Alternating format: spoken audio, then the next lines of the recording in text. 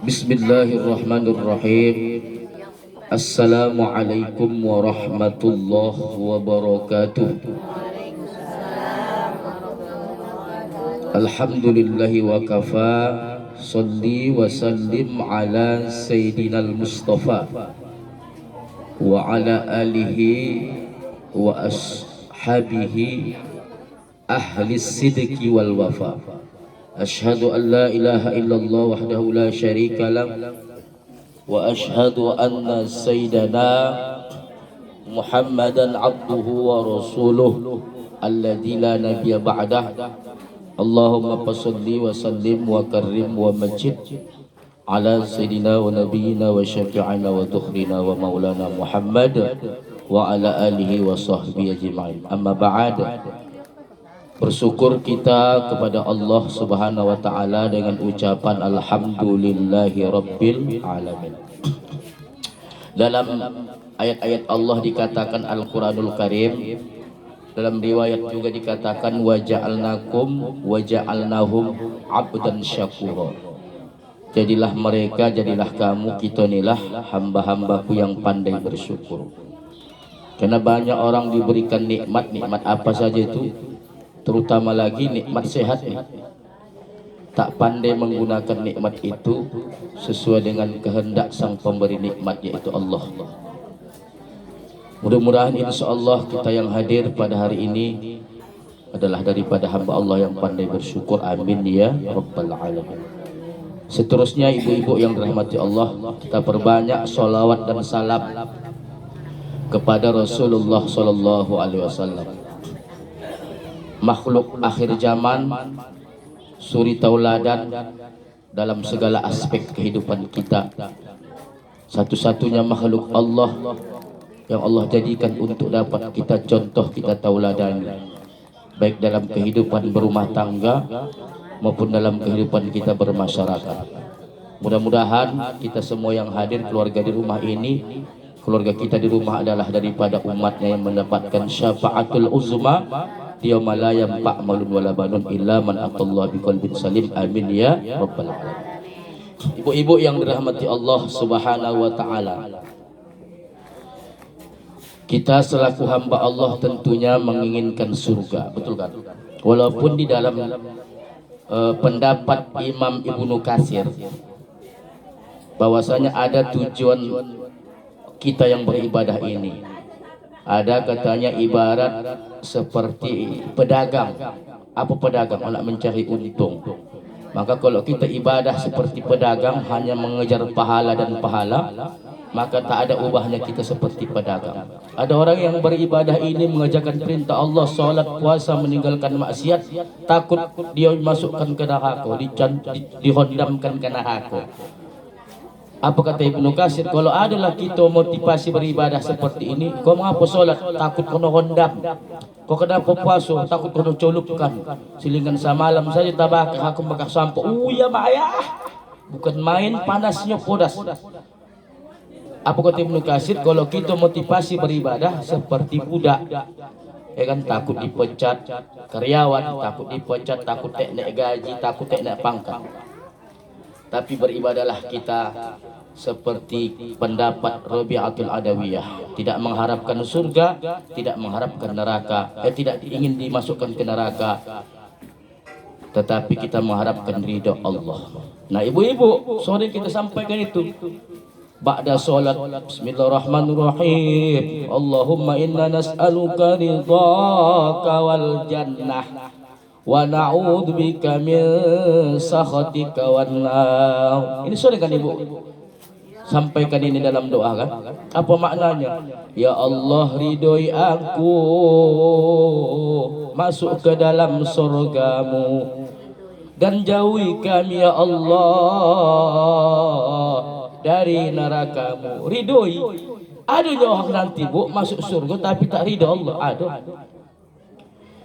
Jadi inilah doa kita. Apa maksudnya, apa pahamnya, apa tujuannya? Memang akhir dari kehidupan kita nanti, begitu kita nanti dihisab hari kiamat, kita ingin masuk surga. Kalau aku tanya satu-satu ibu-ibu ini, ada di sini ibu-ibu nak masuk neraka? Tak ada. Tapi kahang kehidupannya tak mencerminkan calon-calon penghuni surga, tapi penghuni neraka. Inilah doa yang kita sampaikan. Di dalam Al-Quran Allah menggambarkan innal ladina amanu wa amilus solihati kanat lahum jannatul firdausi nuzula. Ini akhir surah Al-Kahfi kata saya.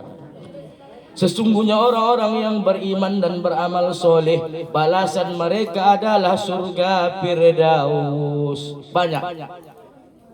Tapi di dalam hadis, Bu, ada tiket ke surga khususnya untuk ibu-ibu, limited edition. Untuk bapak-bapak tak ada tuh, tak ada. Kalau dalam hadis dia, kalau yang tadi umum. Istilah dalam sekarang ni apa namanya? Akademi 5, golden ticket. Ibu bisa masuk surga, bisa mendapatkan golden ticket, tiket emas Ustaz. Iya. Tapi syarat dan ketentuan berlaku. Syarat dan ketentuan berlaku.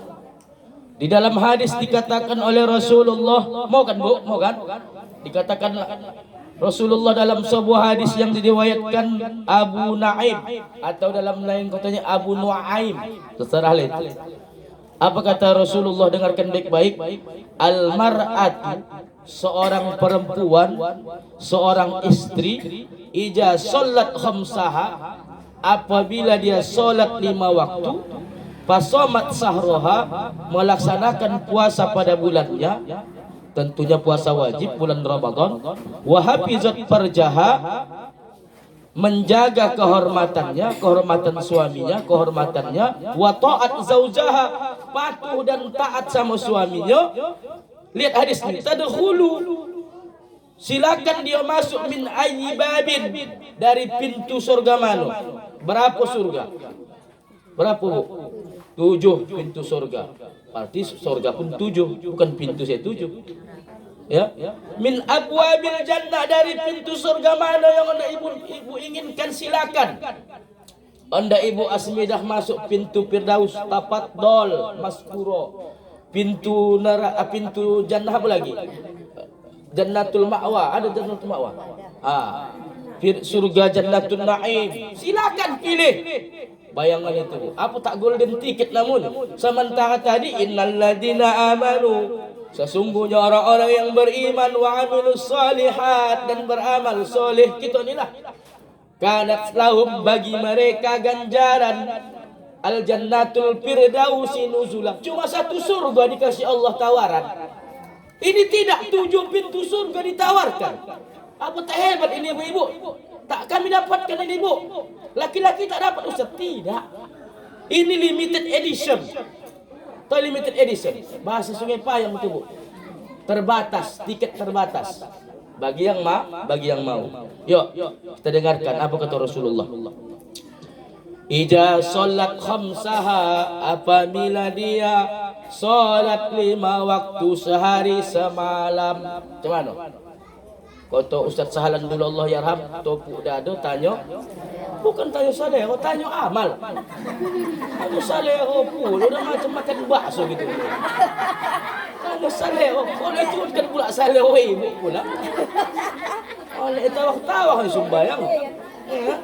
Topuk dado tanya amal, tanya amal, tanya iman. Nah, macam mana kira-kira? Bisanya mak Ustaz, masa lalu ku gawat Ustaz. Gawat Ustaz, soalnya aku meninggalkan sembahyang dulu Ustaz. Tak kono laku dunia, bah. Jadi mau tinggal di mana? Maksud ku Ustaz, jauh lah Ustaz, solat mau baca ceceran. Belum lagi kahang melahirkan. Baru siap melahirkan beranak, udah punya anak pula. Anak sudah beranak. Ada jalan Bu, namanya dikodo. Maka sepakat ulama, solat yang tertinggal itu dikodo, diganti Bu, diganti. Ya, diganti. Tak kira Ustaz, tak urusan kita tu Bu, korojokan sajalah. Kata para ulama, ingat-ingat awal solat subuh, pakai catatan dah tu. Mana pula usaha, ikhtiar. Aku Ustaz, saya ingat aku Ustaz solat subuh ku paling banyak baca ceceran. Kenapa? Tahulah Ustaz kan, tengah malam bangun Kahang bukan anak saya nak menyusui, ayah dia pun ikut nak menyusui kan. Ha. Jadi dicatat. Udah Ustaz, kau kan udah. Kira-kira Ustaz masih ada, tak urusan kita tu bu. Yang penting kata para ulama, tutupi masa lalumu dengan kebaikan. Tutupi masa lalumu di masa yang akan datang dengan kebaikan. Insyaallah masa lalu Allah menutupi. Kalau ada nanti solat subuh yang belum terkodo awak, insyaallah Allah tutupi. Solat Isya, solat Maghrib. Kenapa begitu Ustaz? Karena solat itu tiang agama. As-salatu imaduddin. Tak ada tolak angsurnya bu. Solat. Tengoklah dalam kitab-kitab fikih. Tak bisa berdiri, duduk. Tak bisa duduk di atas kursi, mungkin dramatik. Duduk di lantai. Tak bisa duduk di lantai, berbaring. Boleh berbaling telentang, boleh berbaling kanan atau kiri. Tak bisa semuanya isyarat.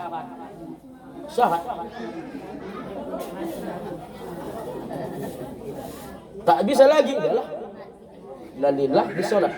Tak ada tolak ansur. Kalau puasa masih bisa lagi, dalam perjalanan boleh qada. Maka ada orang yang boleh meninggalkan puasa, ya.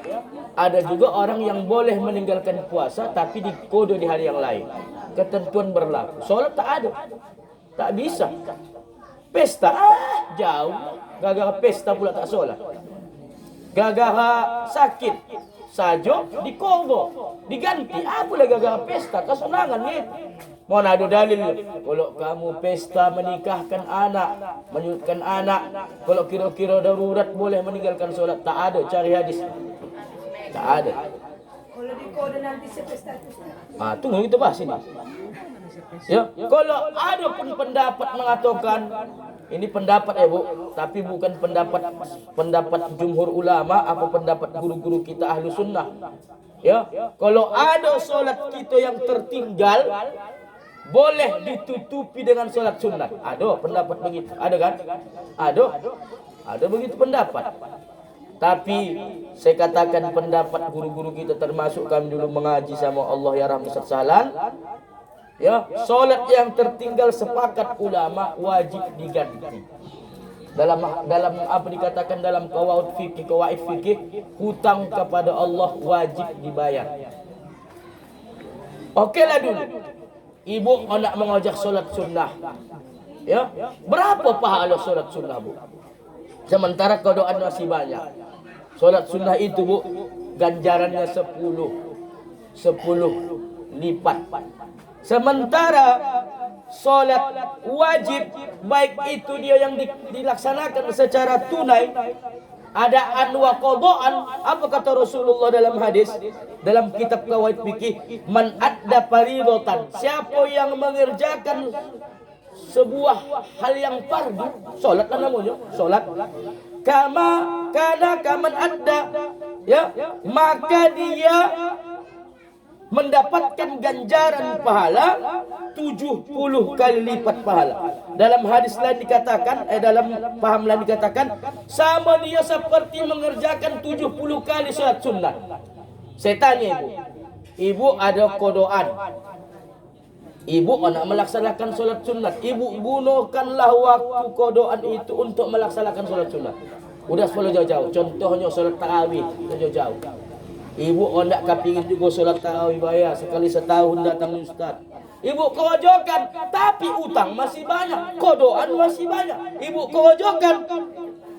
Bak kata guru kita dulu, itulah namanya orang tidak bijaksana. Lihat.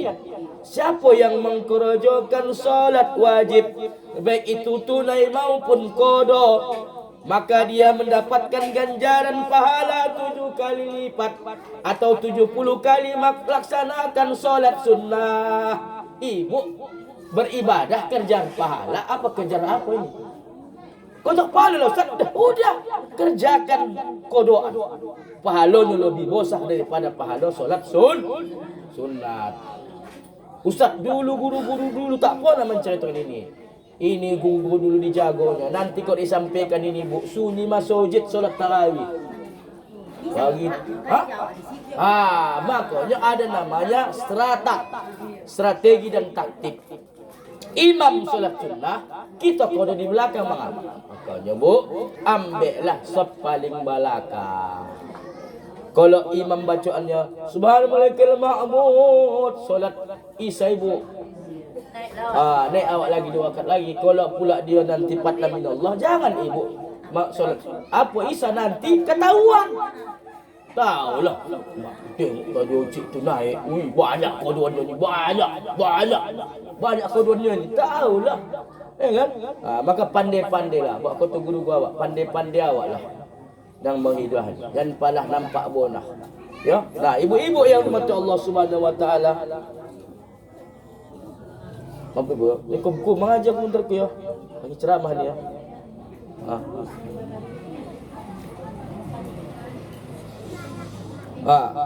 Ibu-ibu yang dirahmati Allah, itu yang pertama, kerjakan itu.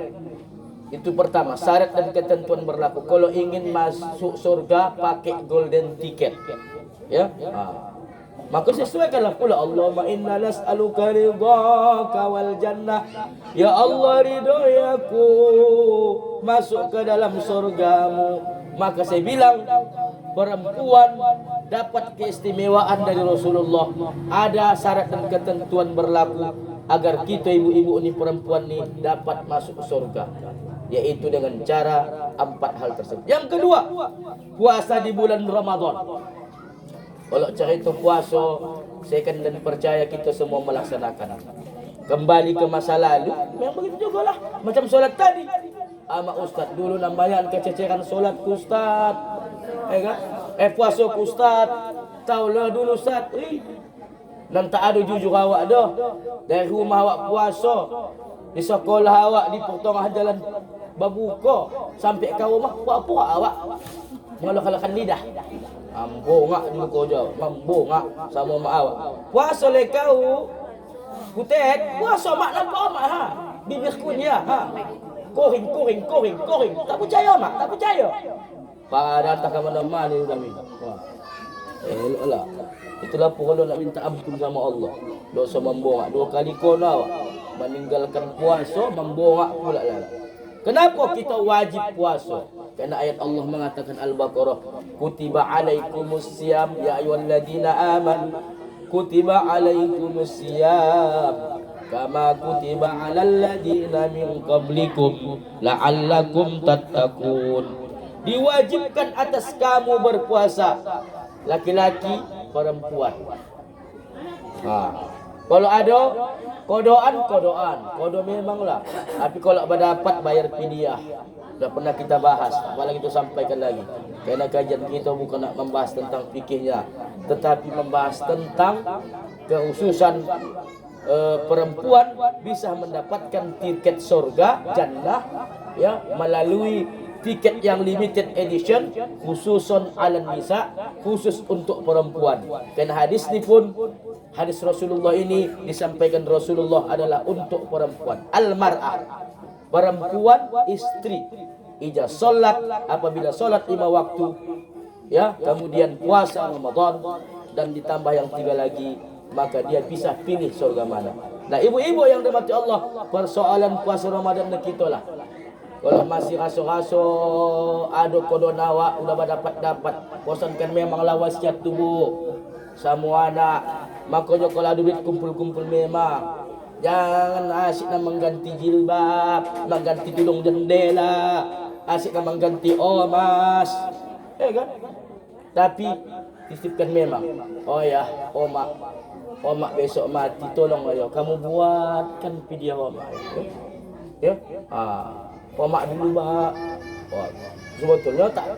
Kalau untuk ini boleh diceritakan. Ada hal-hal yang tak boleh diceritakan. Ataupun tak saya ceritakan. Untuk apa itu mak? Pokoknya buatkan kamu lah ya. Buatkan ketentuannya. Begini buat kamu. Kalau tak tahu ibu nanti, kira-kira berapa besok umur ibu, tanya, saya kasih rumusnya. Sekian buatkannya, panggil kamu ustaz, panggil kamu nam pandai. Tolong ya, pesankan. Buatkan video mak. Paten. Ya, kena berapa biayanya? Kalau 4 go ni 1 juta bu. Tak apalah banyak-banyak ada. Wasiatkan memang sama. Kalau ada lah rezeki, kajikan kamu aku kubur ayah. Ya, macam-macam lah. Jangan lupa kamu doakan nama. Bawa wasiatnya awak. Ini banyak orang mati tak bawa wasiat. Iya, bawa wasiat memang awak. Bau Ustaz ni mendoakan mati tidak? Oh. Kahang banyak orang bawa wasiat 2 tahun lagi tak mati. Tak balik orang tak bawa wasiat cepat mati. Kan kalau orang bawa wasiat ni, tak balik pula, panjang pula umur. Kenapa? Didoakan anak dia, ya Allah janganlah cepat kau ambil omak aku kan masih butuh. Didoakan ya.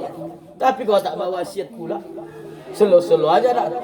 Nah, ibu-ibu yang mata Allah, yang ketiga taat dan patuh kepada suaminya. Mak ini gawat. Gawat. Maaf Ustaz bilang gawat. Apalagi masalah beribadah. Kalau disuruh bapak tu awak, tapi lah kan tak balik ke pula ya kan. Kan? Padahal dalam hadis katanya Allah merahmati seorang suami yang membangunkan istri tengah malam. Ini yang tak balik Ustaz, tahu pula istri memang mengenal. Padahal dalam hadis suami yang membangunkan istri dapat rahmat. Tetapi sebaliknya juga boleh. Nah, untuk ibadah, solat kamu dia solat, puasa, terutama untuk beribadah kepada Allah, solat, puasa, diperintahkannya untuk beribadah, maka pun kita wajib untuk mengikutinya, wajib kita untuk mentaatinya. Juga untuk hal-hal yang lain yang mengandungkan kebaikan tak mesti mengandung pahala, apalagi yang mengandung pahala. Mohon maaf. Jangan pala tersinggung ibu-ibu yang sudah meninggal suami ya. Ini pun bisa juga kita evaluasi. Mak dulu aku kono ni bah. Ini dalam hadis Imam Bukhari, pada hadis sahih. Apa kata Rasulullah? Ijada ar-rajulu imra'atuhu. Apabila seorang suami mengajak istrinya wa ila paroshi. Ini masih banyak muda-muda kan, di luar masih muda kan? Maaf cakap dia ke tempat tidurnya. Ini udah 17 tahun ke atas segitu ini, tarik ke samping. Pabata hotbani. Lalu istrinya mengemut banyaklah alasan. Ya. Maka sepanjang dan suaminya pun marah mengutuk, maka sepanjang malam itu malaikat pun mengutuk dia istrinya sampai dia memohon maaf kepada suaminya. Ini nang kene nang kono ni banyak ini. Ya, banyak ini. Ya, tahulah. Banyak alasan aku Ustaz. Subuh dingin gitu. Ya Allah ya Rabb. Tengok orang-orang dulu, Bu, nenek-nenek kita dulu lang taatan dia sama suaminya. Apa bukti Ustaz? Orang dulu banyak anaknya. 13 orang. Kenapa taat sama suaminya dia? Kalau sana banyak naras, malas aku abang, malas aku. Apalagi cuaca dingin-dingin, masa aku mandi subuh. Padahal tengok hadis, Bu. Mohon maaf ya, Bu. Mohon maaf. Ini aku sampaikan. Karena hadis sahih kan, Bu. Bukhari ini, Pak. Hadis sahih ini, Pak. Ada yang menentang hadis. Ya. Banyak kang alasan tu nak aku abang. Aku pasal nak cepat pergi ke hojo. Nak cepat aku mengkoncek. Alasan. Padahal bapak tu suami awak 6 bulan di laut. Ya, sampai dalam hadis apa? Kalau puasa sunnah ibu, suami mak cakapnya mengajak ibu, wajib ibu tinggalkan solat sunat. Begitulah ketaatan seorang istri. Kenapa? Kalau awak punya suami perempuan, surga itu berada di bawah telapak kaki suami, bukan telapak kaki ibu. Berpindah surga itu artinya taat. Tapi pun suami pun dia tengok juga suaminya, Pak. Ketentuan juga berlaku. Ini kan pakai kode etik juga ini, Bu. Makanya, Bu, Nabi Yakub banyaknya persoalan dalam rumah tangga, tapi dia tak pernah ceritakan, diadukan sama Allah. Tengok Nabi Yakub puji Allah. Ini kan segala persoalan-persoalan awak ceritakan sama orang lain. Awak ceritakan ke media sosial. Ya? Diceritakan aibnya sama orang lain. Maka ibu-ibu yang dirahmati Allah Subhanahu wa taala, patuh dalam kepada suami ini termasuk adalah syarat kunci surga. Patuh apa Ustaz? Masih dalam keadaan untuk berbuat baik ibadah kepada Allah. Tapi kalau maksiat tidak wajib. la ta'ata, tidak boleh taat. Jangankan kepada suami, kepada orang tua bimaksiatillah, kalau dalam hal bermaksiat kepada Allah. Mohon maaf. Kalau suami awak mengajak nanti elok, dia ajak awak sesokongkol, mohon maaf, tak wajib kita taat.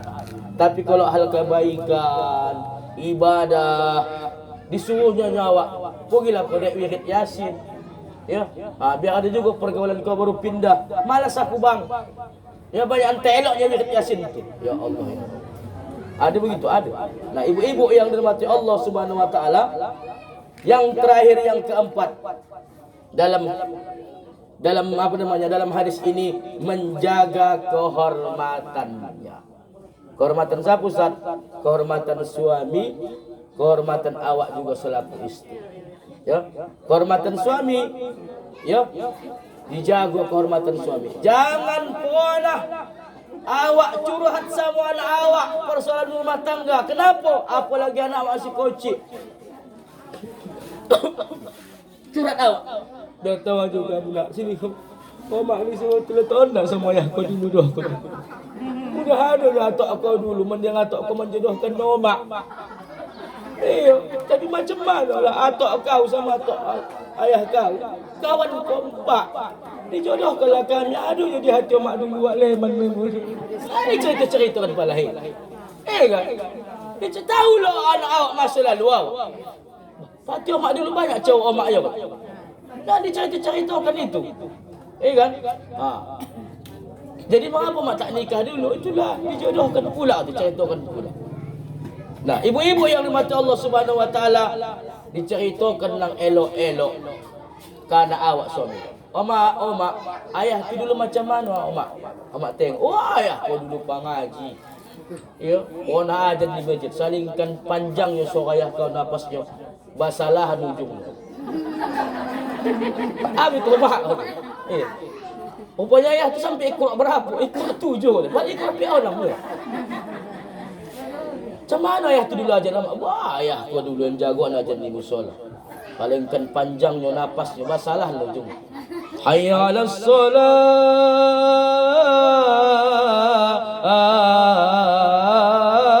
Akbar. Palingkan panjang napasnya. Itulah ayah kau dulu. Jadi yang elok-elok ayah kau lupa pengaji. Hajin dulu soal. Jangan dia pula diceritakan ayah. Wah, ayah kau dulu jumpa mak. Kalau tak nikah ayah kau tu anak sama mak. Malahat gitu ayah kau tu malahat. Kena nikah sama mak. Oh mak dulu yang sonangan ayah. Sonang. Dulu sebelum nikah. Oh mak ni baru mas. Sesudah nikah kau tengoklah. Jual satu-satu. Ayah kau ni tukang gadekan. Segala digadekan. Diceritakan bersama. Stres lah. Macam mana nak tak lari ke internet? Saya tanya lah anak, kenapa kau lari? Oh ya mak ustaz, kuning kami di rumah. Kenapa? Oh doa makku sama ayah aku baca kol kau tu. Makanya jangan pala ibu mogah anak cepat-cepat pergi ke masjid, pergi ke sekolah. Ada nak stres. Kan? Ibu-ibu ni pun dicurigai juga ya, cepat-cepat ke musola. Jam 1 juga, jam 11 sudah datang ibu tengah musola. Awak fikir kau nak bajikit. Kenapa tak cepat? Ui, suntuk aku naik laki ku, suntuk.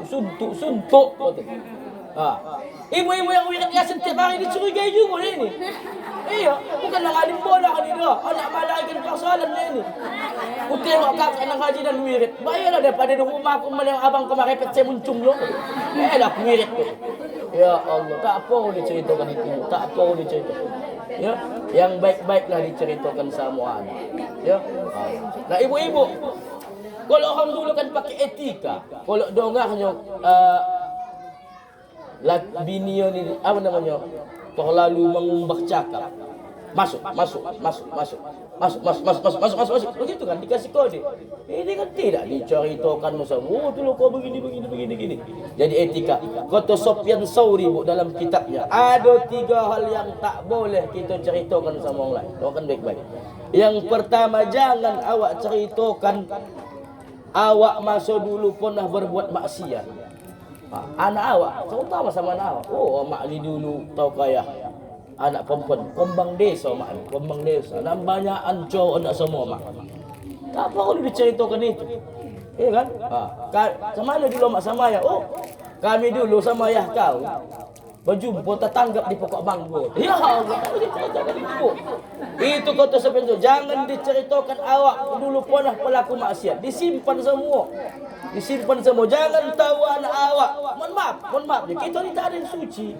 Pasti masa lalu. Ya kan? Ha. Jangan diceritakan dulu macam mana awak berjodoh sama suami awak. Macam mana awak dulu maksiat awak. Apa lagi? Oh mak dulu, mak. Biasanya mak dulu. Ha.